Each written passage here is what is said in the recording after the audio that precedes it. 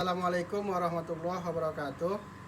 Baiklah, saya Zulkarnain, NIM 2336003, dan di sebelah kiri saya Diara Diana Pramesti dengan NIM 2236079, dan di sebelah saya perkenalkan, nama saya Nurjana, NIM 2236210, dan sebelah kiri saya Perkenalkan, nama saya Mahadi, NIM 2236211.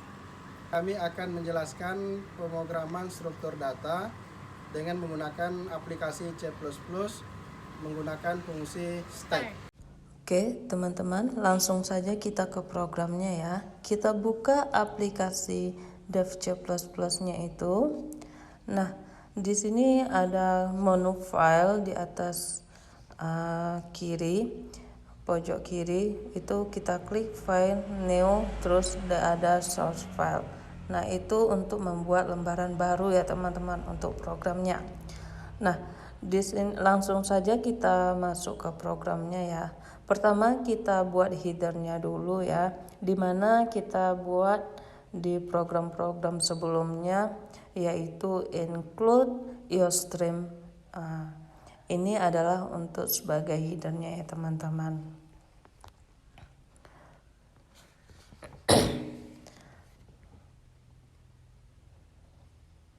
Nah, setelah itu kita buat stacknya.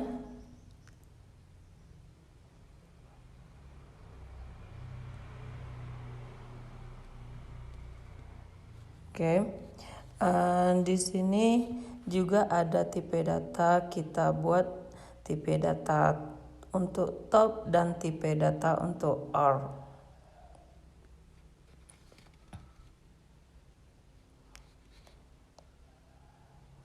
Oke.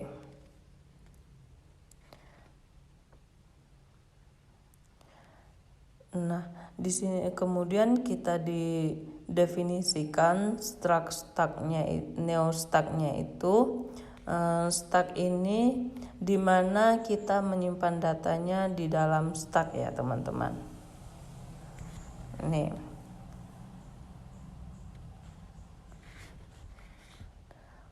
Oke, neo stack.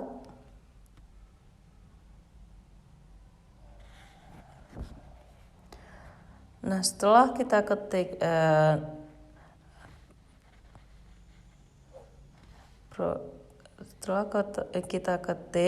nah lalu kita buat variabelnya maksimal stacknya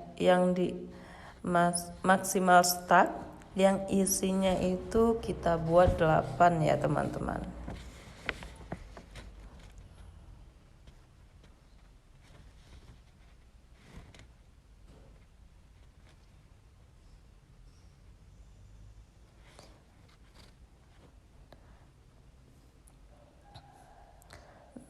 Nah, di mana membatasi data dari stack yang akan kita inputkan. Kemudian kita buat booleannya. Oke, boolean atau fungsi is full.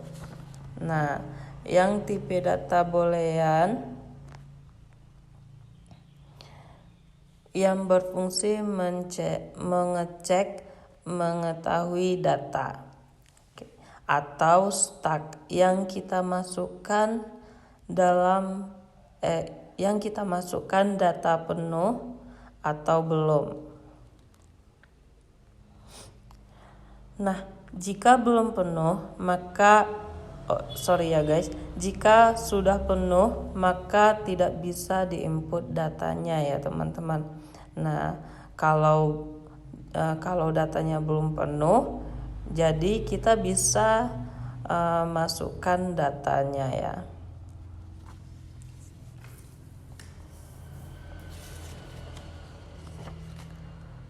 Nah, lalu selanjutnya kita buat di bawahnya, kita copy aja ya teman-teman.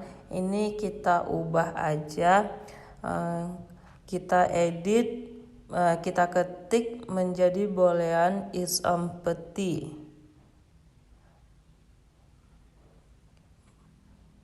Nah, yang dimana berfungsi untuk mengecek apakah masih ada template yang masih kosong sehingga bisa dimasuki oleh data.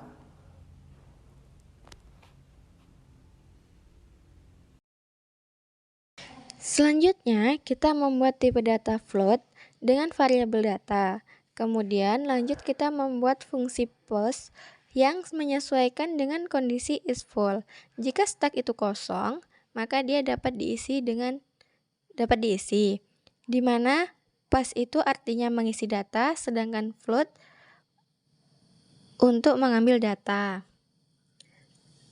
Untuk pemrogramannya, kita menggunakan percabangan if dengan kondisi is full sama dengan true, kemudian cetak stack sudah penuh jika kondisi ini terpenuhi, dan jika tidak terpenuhi, maka ia akan langsung diarahkan untuk menambah atau memasukkan datanya. Selanjutnya kita masuk ke void pop. Void pop berfungsi untuk mengambil data menyesuaikan dengan kondisi is empty. Di sini kita menggunakan percobaan 1 dengan kondisi empty-nya true. Kemudian akan menghasilkan output data kosong jika kondisi ini sesuai. Jika tidak sesuai, maka data yang diambil adalah diikuti dengan data yang ada di stack yang ada. Kemudian di void cetak. Void cetak ini berfungsi untuk mencetak data yang tersimpan di dalam stack. Di sini kita menggunakan perulangan.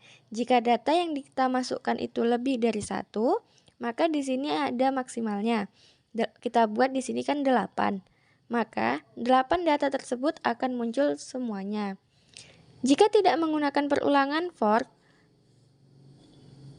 ini, maka data yang ditampilkan hanya 1 saja atau tidak dapat menampilkan data. Selanjutnya, void clear tentang mengosongkan data yang ada di dalam stack. Nah, selanjutnya fungsi main. Di dalam fungsi main ini berfungsi untuk berinteraksi seperti fungsi clear data di fungsi main. Inilah memanggil pemrogram yang kita dibuat di atas tadi. Tanpa fungsi main, pemrogram di atas tidak bisa dijalankan. Dia hanya kosong saja dan tidak bisa memanggil data yang tadi. Anggap saja main ini no stop. Kita bikin perulangan dual, kita buat pilihan datanya, input datanya, dan di sini kita menggunakan percobaan IIV. Jika kita pilih 1, dia akan menampilkan input data. Input data yang disimpan, kemudian di sini ada push atau data, terus ada top Y. Seandainya kita akan ketik ini, akan pemilihan no kembali.